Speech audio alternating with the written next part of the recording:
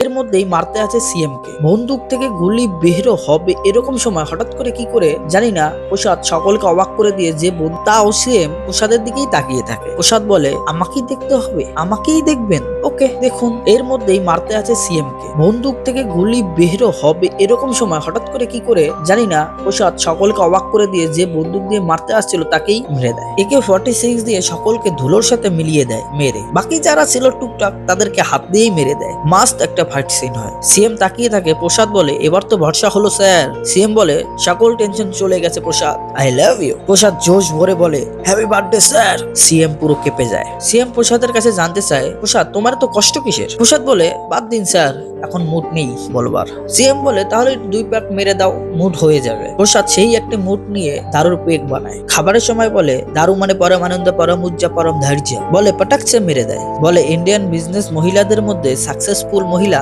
কে sir? CM বলে, শশী রেখা। সেই তো আমার ওয়াইফ স্যার। সিএম তো অবাক। এরপরে তাদের প্রেম আর তাদের বিয়ের কাহিনী বলতে থাকে। ইন্ডিয়ান মুভিতে যা হয়, প্রথম দেখাতেই প্রেম। যদিও আমার সাথে এরকমই হয়েছে প্রথম দেখাতে। প্রসাদ প্রথম যে ফাংশনে যায় সেটি শশী রেখারই ফাংশন ছিল।